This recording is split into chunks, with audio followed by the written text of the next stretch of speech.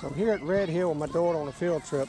Been trying to find some examples, and I finally found them for my blade video that I'm going to do.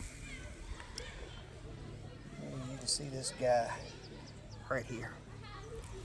And you can see these guys right here. Look how the blade's torn and just ripped compared to the two on the left-hand side here. Look how clean cut and crisp they are. All right. Look how pretty and green that grass is. You don't see any white or brown to it. The reason being is the blades on these mowers were kept good and sharp. So when we go add to the video, you'll see all this.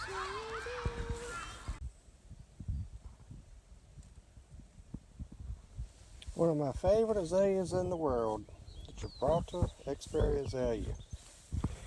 Funny thing about these guys is these leaves are deciduous. They actually drop every year, and the plant is completely bald. It has just the bloom buds in the fall time. They don't stay evergreen like the rest of these azaleas here.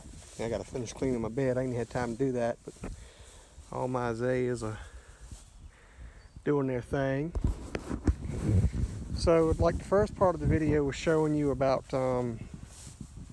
how to look at whether or not your blade is sharp or not. We're going to continue that with this video. So you can see I've gone and cut my yard, just part of it right now for demonstration. Now the time of year we have to cut it twice a year. Here's the trusty rule I've given a lot of you, and if you look, about 4.5 inches. I'm going to eventually get it to 5 inches before the end of the month. This is the time of the year I start upping the 1/4 of an inch every time I cut it. I want 5 inches of blade before the hot, dry weather gets here. If you look, the grass was about 5 inches. The rule is never cut more than 1/3 of the blade, and that's exactly what we've done. So what I want to talk about is why you saw that jagged edge on those blades of grass, what causes them. And I had a few customers this weekend, they're like, well, I just sharpened my blades. Yeah, I know. Let me show you something. You know, if we get down, let's get down to our grass here, down dirty here. You see this blade here? See how clean cut he is? You see this one on the other hand, he's a little jagged and he's torn. Now you're going to have some blades that do that. That you're not going to stop completely. But when you have a whole lot of grass that starts to do what this blade here has done, and it's jagged, torn on the edge, you're putting a lot of stress on the grass. It's just like if you were to say cut your finger with a knife. Which one's going to heal better, the sharp knife or the dull knife? The sharp knife will always heal a lot quicker than the dull. Well, the same thing with the grass here, just like this blade, and I actually split it pulling it. Basically, you're adding a lot more injury to the blade when you're cutting with a dull blade on it. A blade of grass with a dull blade on the mower. What you want is what we can see in this little piece of orchard grass. It's a good, clean, crisp cut. And if you look over the edge of this, you will see that most of this is good, clean, and crisp. There's very few jagged edges. Now it's getting time to sharpen the blade on my mower, so that's why we're seeing a little bit of jagged edge, and that's what we're going to show here. So here's the mower. Let's get the blade where we can see it. You see how the edge is good, sharp, crisp, clean. Alright. What we have to focus on is right here, the last 1/16 of an inch of the blade of this. That's where we need to watch. And right now I'm starting to get a little rounding on it. So I need to go ahead and sharpen it so that I don't lose that edge, and here's why. On a zero turn, 90% of your cut occurs from this point outwards of the blade. All right. Now I have an old blade here, and you can see this edge, what I told you, it's rounded. There's no way I'm going to ever sharpen this blade and get that edge back and make this blade usable. Not only that, but if you look at the edge of the blade, you can see how this vacuum tip here has started to thin, and this valley here has actually got a whole lot of erosion in it from the grit and stuff that's kicked up. So that blade can no longer be sharpened. This blade, on the other hand, look at it. It still has a good edge to it. Yes, it's a tad rounded, but I can sharpen this blade. And if I look at my vacuum tip, let's see if I can get them both up here so you can see what I'm saying. If I look at my vacuum tip, look at the difference in the thickness of the metal there. So this one right here will last a lot longer cutting than the one that's worn. You notice in the new blade, look how crisp that edge is. It almost catches you kind of like a cat's paw. That's what we like. All right, that's what you want your edge of your blades to look like.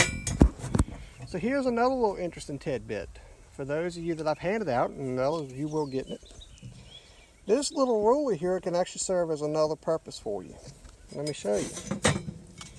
We stick it to the edge of that blade there, and we can see the rounding as a gauge. Let's use this new blade. Notice there is no rounding. See the difference? So we can actually use these rulers here as a tool to measure that edging on that blade and whether or not we need to go on and sharpen it, or if we've gone too far that we need to replace it. All right. So basically, cutting and mowing your yard is 70 to 90% of your yard's health.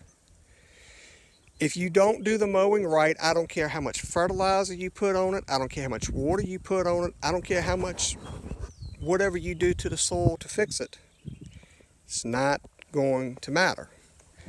And the reason being is that mower is causing stress every time you cut that blade of grass.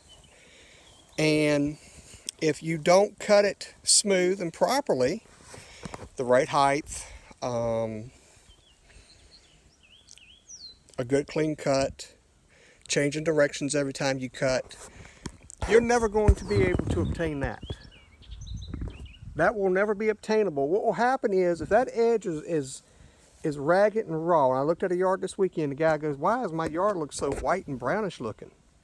Well, that's because that much of the blade, which is what you're going to see prevalent, was jagged, torn, ripped, shredded, frayed, whatever term you want to use.